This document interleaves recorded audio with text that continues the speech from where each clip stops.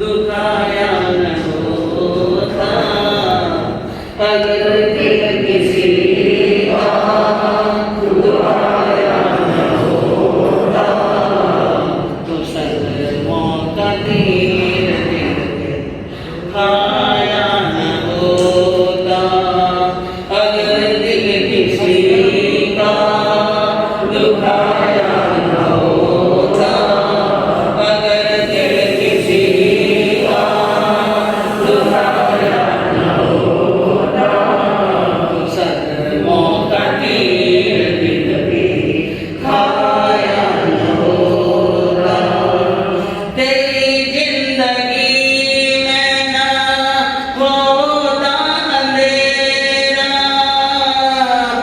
तेरी जिंदगी में ना होता अंधेरा दिया दूसरों का बुझाया न होता तेरी जिंदगी में ना होता अंधेरा दिया दूसरों का बुझाया न होता अगर दिल किसी का दुखाया न होता तो सदमों का तीर दिल पे खाया न होता न होता जमाने में कभी घर से बेघर न होता जमाने में कभी घर से बेघर गए दूसरों का जलाया न होता अगर दिल किसी का दुखाया न होता तो सदमों का तीर दिल पे खाया न होता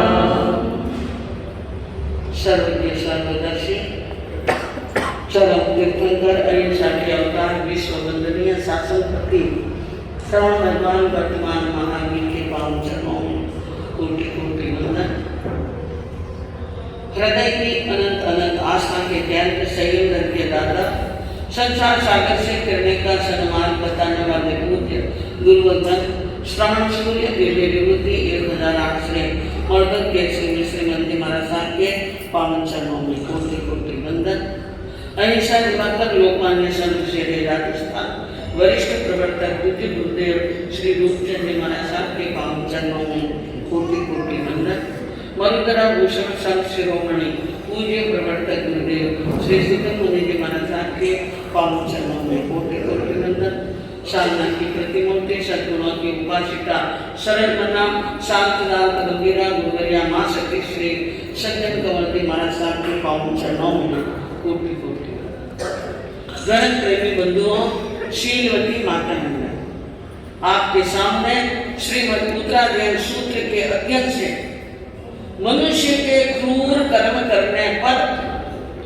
आने वाली यातनाएं और होने वाले रोग और दुख और पीड़ा को कहाँ भोगना पड़ता है इस लोक में भी और मरने के बाद में नरक में जाने वर्णन सुन रहे हैं और यह वर्णन सुनकर यह मत सोच लेना कि यह वेदना उन लोगों को उन जीवों को भुगतनी पड़ी हमें भुगतनी नहीं पड़ेगी अगर कर्म हमारे क्रूर हैं अगर हमारे कर्म अच्छे नहीं हैं हमारा दिल साफ नहीं है और हमारी जो भी क्रियाएं हैं अशुभ क्रियाएं हैं तो अशुभ क्रियाओं के द्वारा बांधे हुए कर्मों के फल का भुगतान करना पड़ता है उनको रोकने में कोई समर्थ नहीं है कर्म तोड़ने के लिए तो आत्मा को ही पुरुषार्थ करना है स्वयं की आत्मा को क्या करना है शांत करना है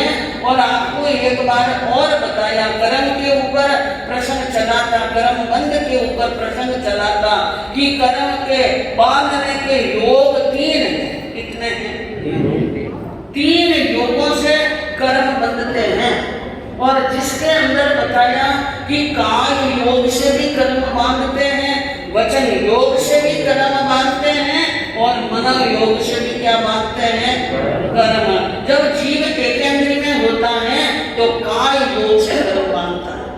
कितने योग से, एक योग। काय योग से बांधे हुए कर्मों की ज्यादा से ज्यादा स्थिति होगी तो एक सालों की, कितनी, एक सालों तक की स्थिति होती है काय योग के द्वारा बांधे हुए कर्मों की। और दूसरा, इंद्रिय के अंदर जब जीव जाता है तो इंद्रियां दो हो जाती है। कितनी, लिख लो आप, इंद्रियां कितनी हो जाती है, दो हो जाती हैं। एक इंद्रिय थी तो कर्म बांधे तो उत्कृष्ट कितनी हो सकती है, 100 की। लेकिन जब इंद्रियां दो प्राप्त होती हैं, एक तो काय और दूसरी रस इंद्रिय, दो इंद्रियां प्राप्त होती हैं और दो इंद्रिय वाला जीव उत्कृष्ट कर्मों का बंध करे तो 25 सालों तक कितना करता है, एक की जगह क्या हो गया, 25 हो गया। और उसके बाद में तेंद्रिय का जीव, जिसकी एक इंद्रिय और बढ़ी, तेंद्रिय में कौन सी इंद्रिय बढ़ी, घ्राण। कौन सी बढ़ी, हाँ, नाक, घ्राण इंद्रिय। तेंद्रिय की इंद्रिय बढ़ी, तेंद्रिय जीव कर्म बांधे तो एक ज्यादा से ज्यादा उत्कृष्ट स्थिति होगी 50 सालों की। 50। और चौरेंद्री बांधे तो 100 सागर, चौरेंद्री बांधे तो 100 सागर की।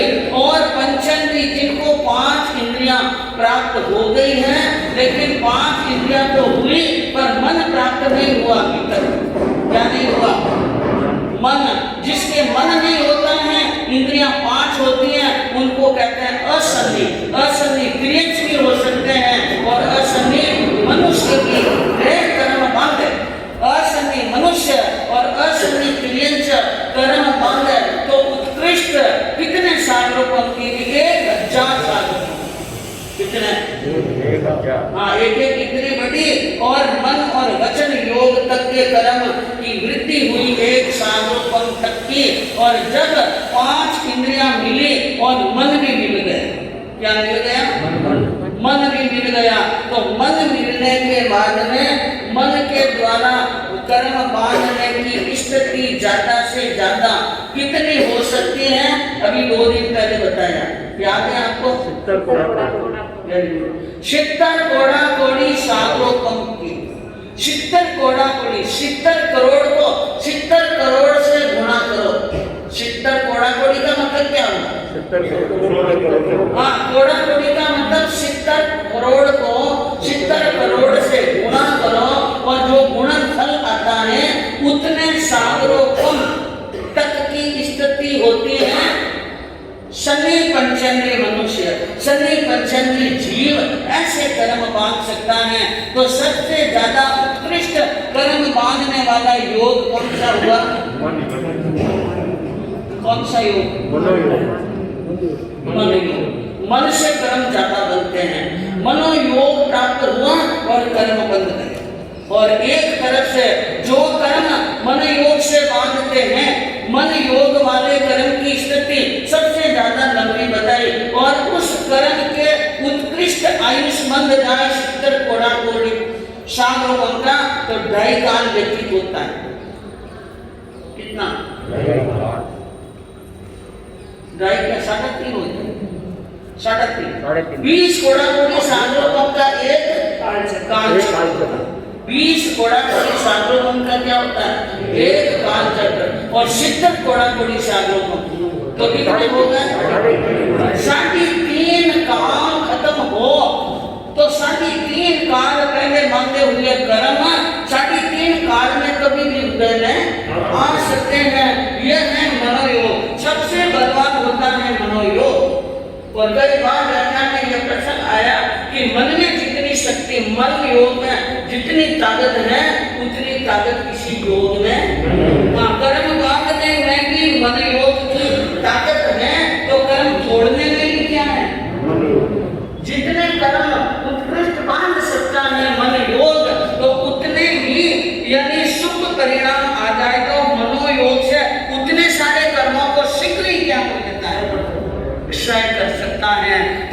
क्या करना है? नहीं, कर्म तो काटने ही रहता हूं, लेकिन कैसे करना है, कैसे क्या करना है कि जल्दी कर्म क्षय हो? कौन सा योग? मन योग को क्या रखना है? मन को साफ रखना है, मन को सुथरा रखना है। कपड़े साफ पहन लिए, शरीर साफ कर लिया, सुगंधित कर लिया, तेल गुलेल लगा दिया, चमका दिया और सब कुछ कर लिया हमने शरीर और कपड़े के लिए। तो और घर के लिए थोड़ा आवाज धीरे करो। सब कुछ कर लिया, लेकिन हमारा मन क्या नहीं है? हमारा मन शुद्ध नहीं है, तो हमारी आत्मा की पवित्रता होने वाली नहीं है। इसलिए भगवान महावीर ने अपनी अमृतमय वाणी के अंदर हमारे जैसे प्राणियों के लिए बहुत महत्वपूर्ण सूत्र बताया। अनेक चित्ते खलु अयम पुरुष, मन के बारे में भगवान ने कहा, अनेक चित्ते खलु अयम पुरुषे से केरणे अरिहरि पुरहत्तै। भगवान ने कहा मनुष्य का मन अनेक चित्त वाला है। मनुष्य का मन क्या है? अनेक चित्त वाला है। अनेक चित्त वाला है, बहुचित्तता से किया गया हर कार्य, बहुचित्तता से किया गया हर कार्य ऐसे होता है जैसे छन्नी से पानी निकालना। किससे पानी निकालना?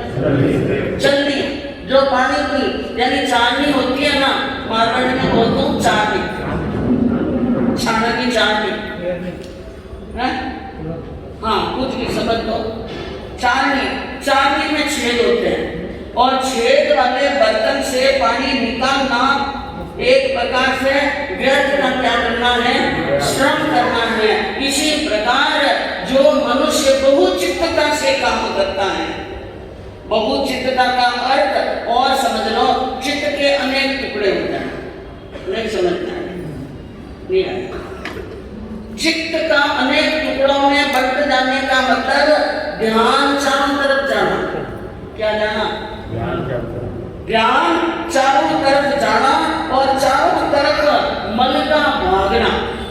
मन चारों तरफ भागेगा, इधर जाएगा तो पीपल रो पेड़ ऊपर अटे वो टापर हल्का कर देगा, अटे हलानो यूं रेडियो, अटे धोड़ा कपड़ा वाला बैठा है, अटे मरा बैठा है, अटे ने बाया कुर्सी माथे बैठा।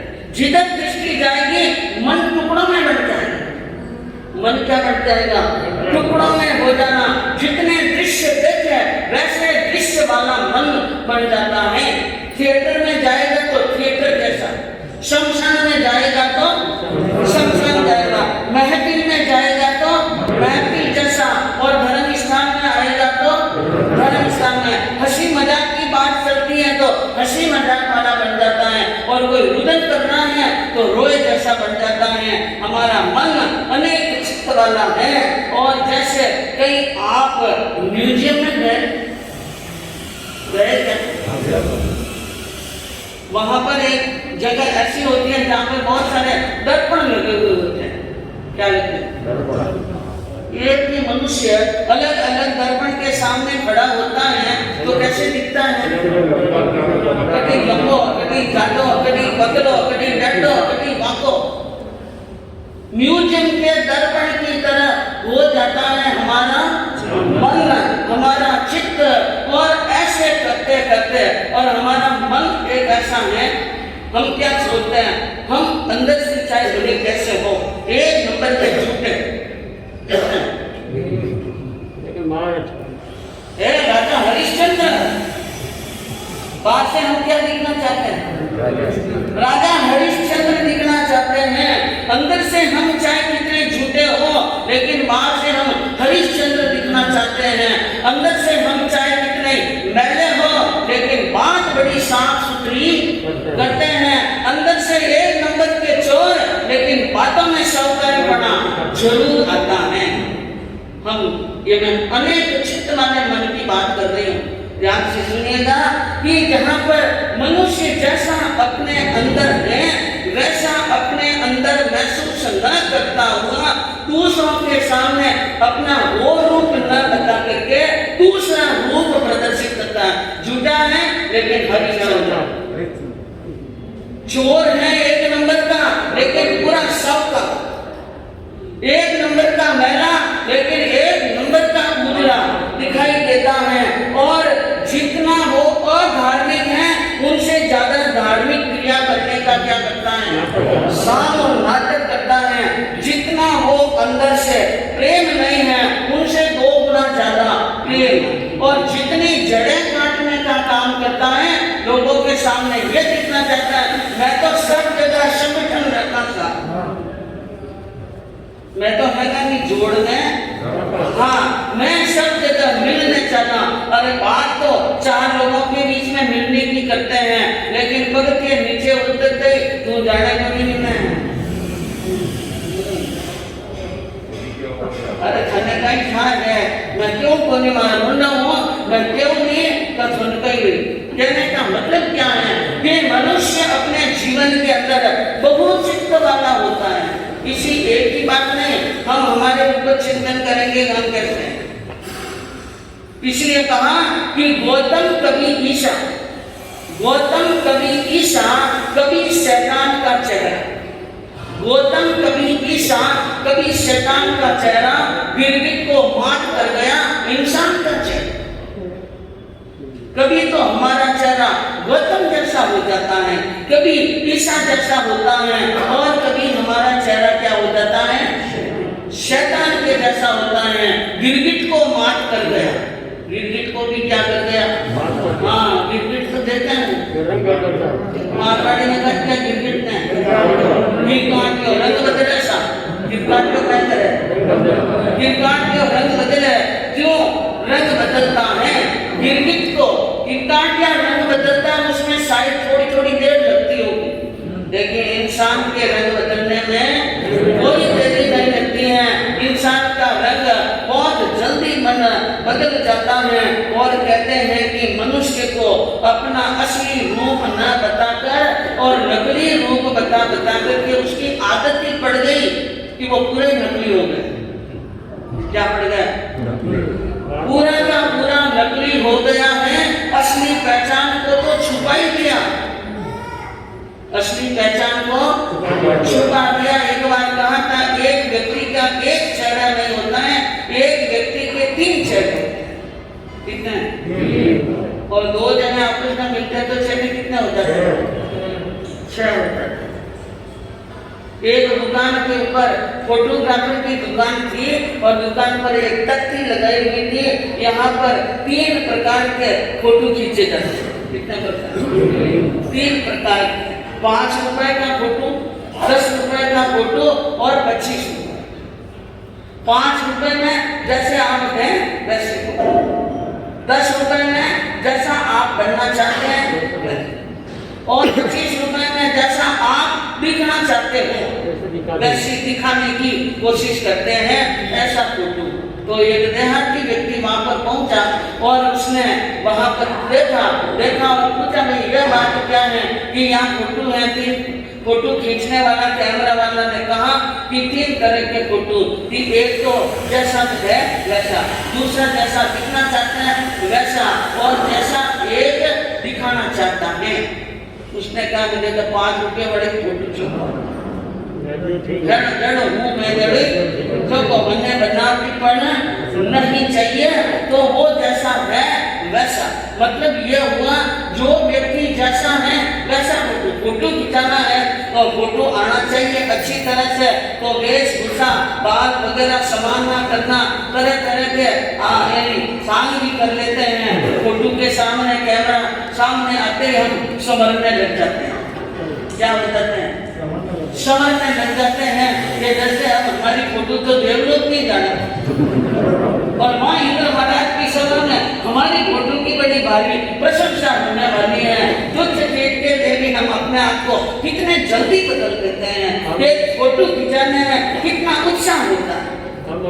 सामने जीते जाके मिलते हैं, उनके सामने शायद इतनी हंसी, इतनी मुस्कुराहट और इतनी प्रसन्नता दिखाई नहीं देती, लेकिन फोटो के सामने आते ही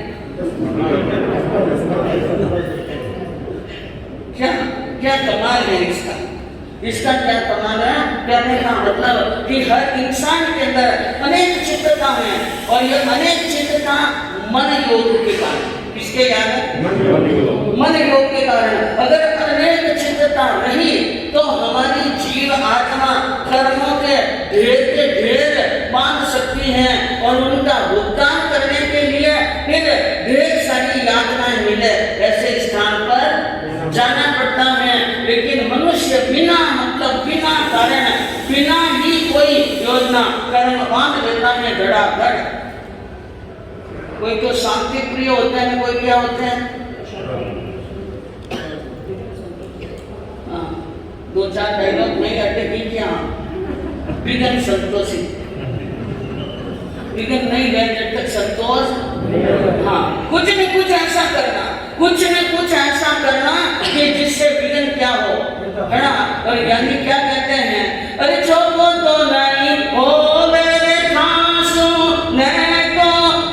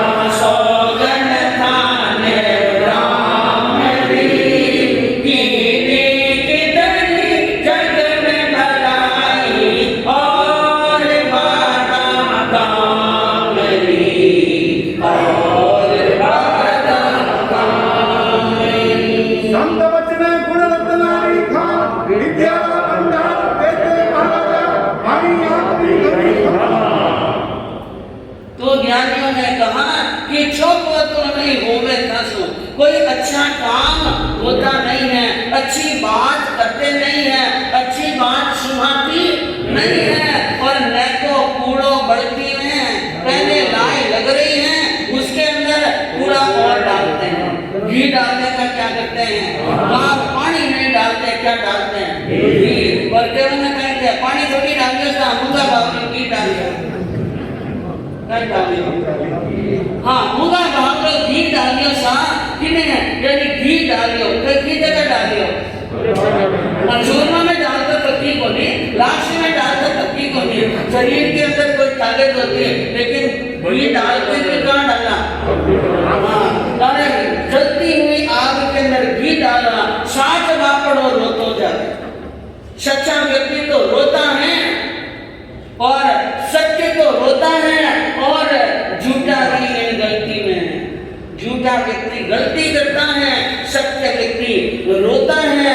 उड़ रही टोपी उड़ रहे माते, जब खुद के ऊपर आ पड़े तो पल्ला झटक लेते हैं और टोपी दूसरे को उड़ा देते हैं। भगवान ने सौगंध खाने जो कि ऐसे भलाई के काम कितने किए,